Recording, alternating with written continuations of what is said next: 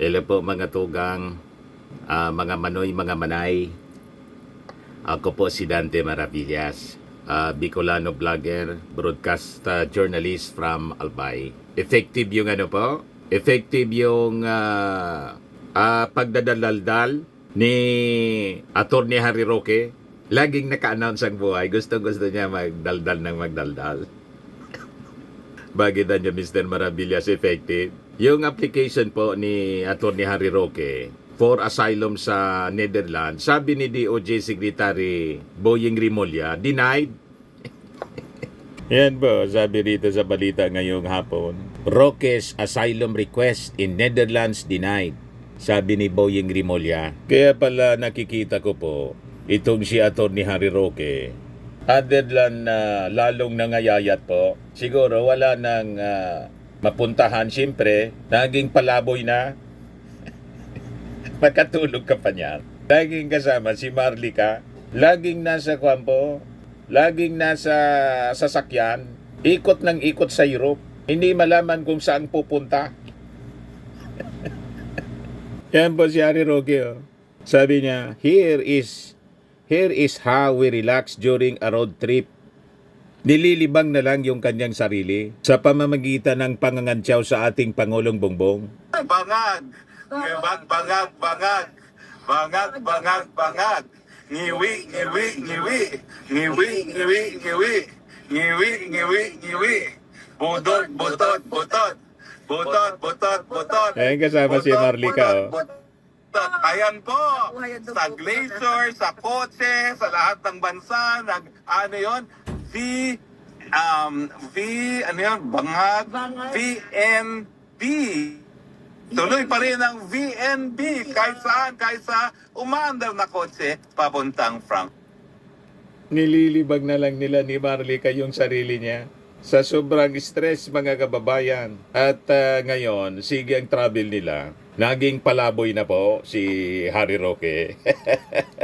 From cabinet secretary dati, ngayon, palaboy na lang. At pag na-cancel, mga kababayan, yung kanyang passport, ayan o, DOJ says waiting for cancellation of Roque's passport after reported asylum denial. Wala na, kakalad ka rin siya ng immigration.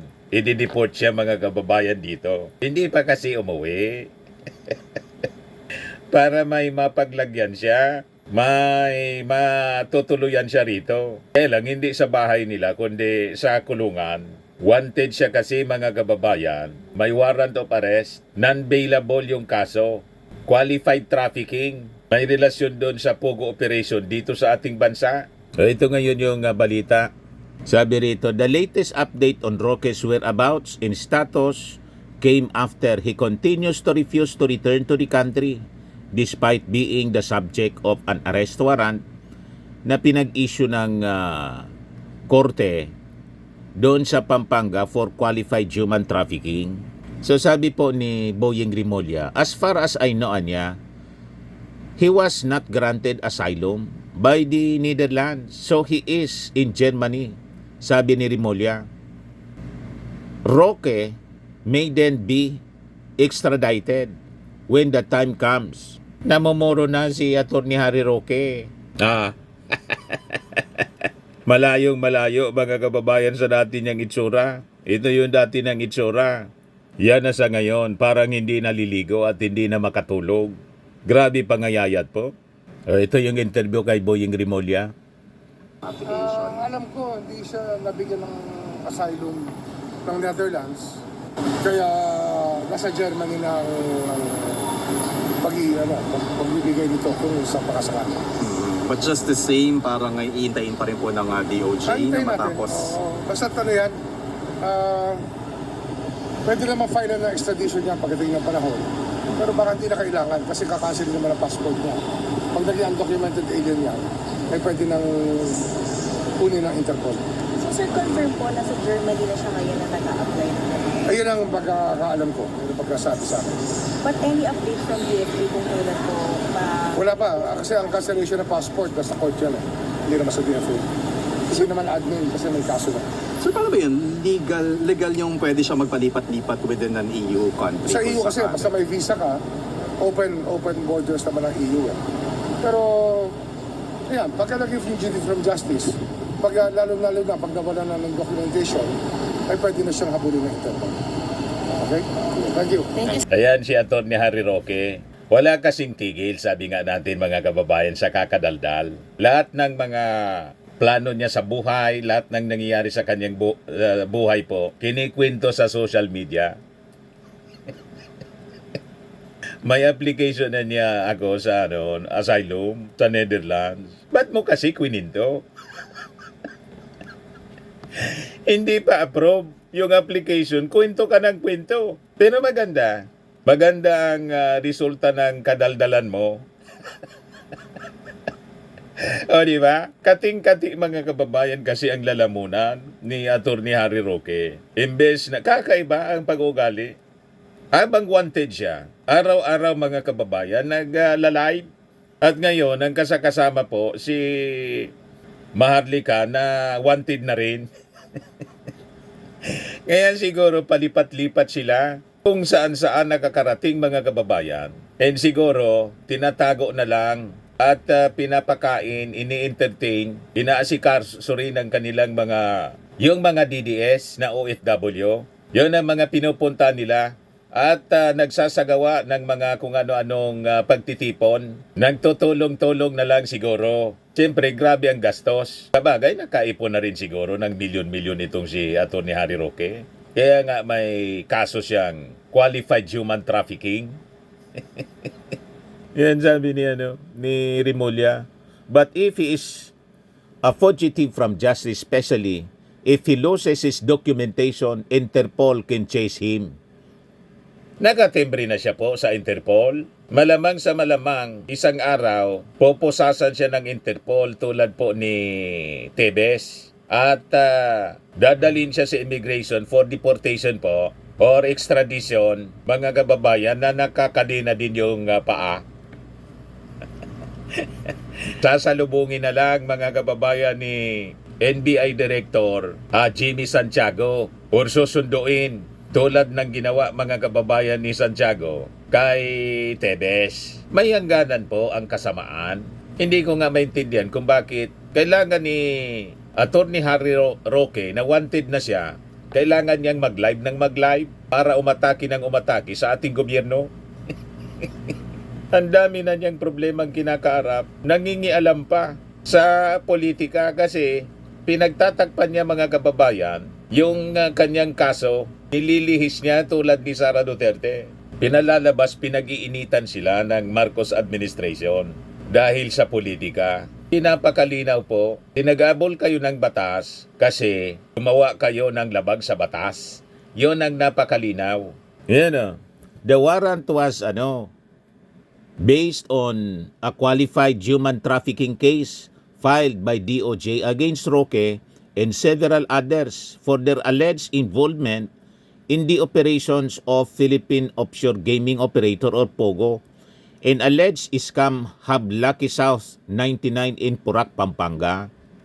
Kasama sa mga akusado si Cassandra Ong for violation of Section 41 in relation to Section 6C of Republic Act number 9208 or Anti-Trafficking in Persons Act of 2023. Walang politika po mga kababayan sa kanilang pinasasangkutan na kaso. Walang kinalaman ng politika. Ang malinaw po yung kasong qualified human trafficking na kailangan kung hindi siya sangkot talaga yan ang paniwala niya. Dapat ang gawin niya tulad ni Laila de Lima. Nagpakulong, hinarap mga kababayan yung kaso, ngayon po, ML Party List Representative na, balik Kongreso. Di ba? Ganun lang po. Yung palusot ni Atty. Harry Roque, abogado man lang anya ako ng Lucky 9. Sabi ng DOJ, yung partisipasyon anya ni Roque was not just limited to being a lawyer for Whirlwind Corporation, the company which leased land to Lucky South 99, but was also the representative of the POGO. Hindi umubra po yung mga palusot ni Atty. Harry Roque. Kaya nga, investigasyon pa lang na ginawa ng Quadcom, tumakas na si Atty. Harry Roque.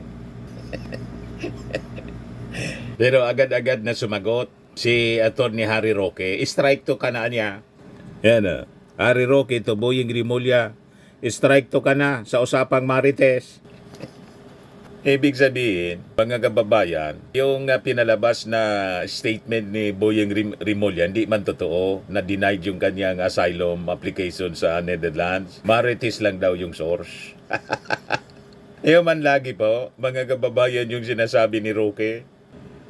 Sabi dito, in a statement, Roque said, I am not surprised that the Marcos Jr. administration through the Department of Justice has become the purveyor of fake news. Binaliktad pa, sila yung pabrika ng fake news, mga napakasinungaling. Yung video nga po, pulburon video siya, yung nagpakalat noon with Maharlika.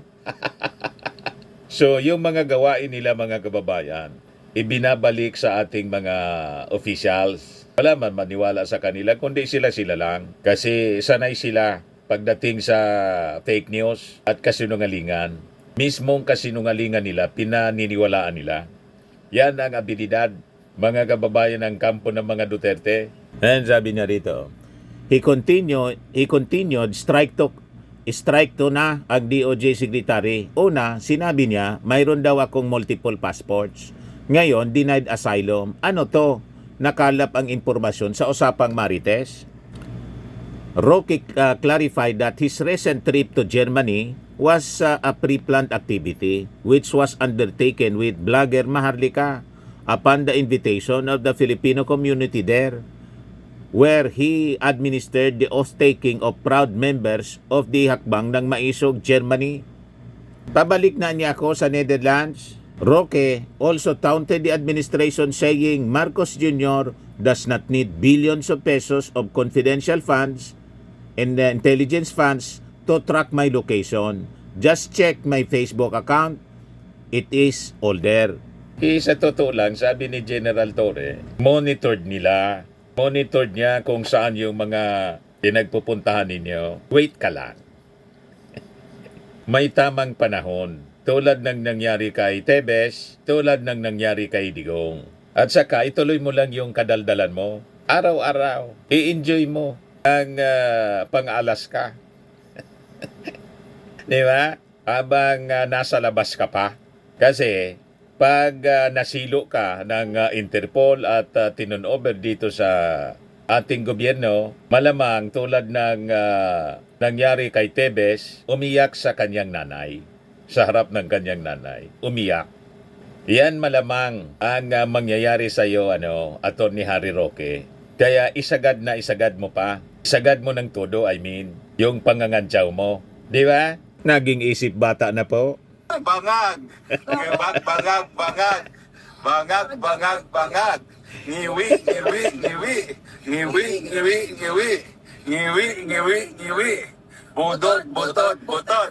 Budot! Ayan po, sa glacier, sa kotse, sa lahat ng bansa, Bangag, VNB. Tuloy pa rin ang VNB kahit saan, kahit sa umaandar na kotse papuntang Frank.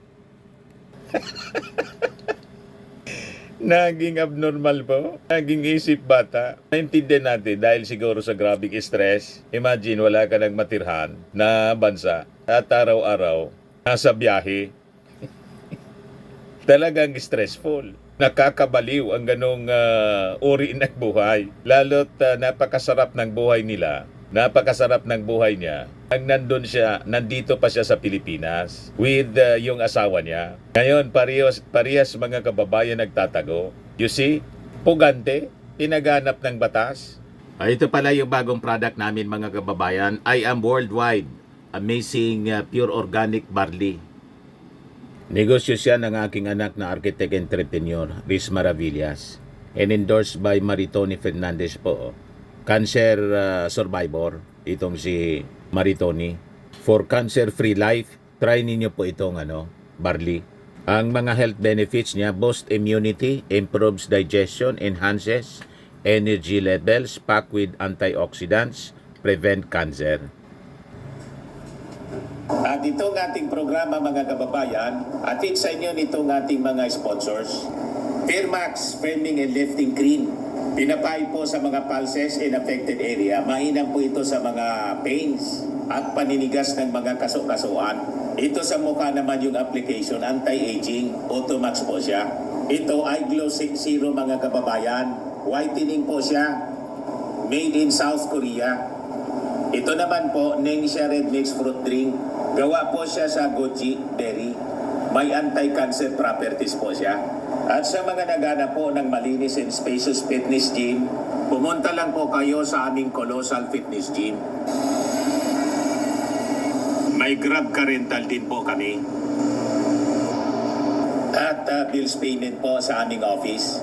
At saka sa mga mahilig po sa mga imported bags, manood po kayo sa live selling ni Madam Aileen Rosales sa kanyang Aileen Closet po. Pati mga shoes, ito yung kanya po. Ito yung kanyang page. Kita ninyo, napakagandang mga online selling po siya.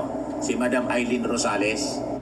At cellphone number niya po, 773-798-7816.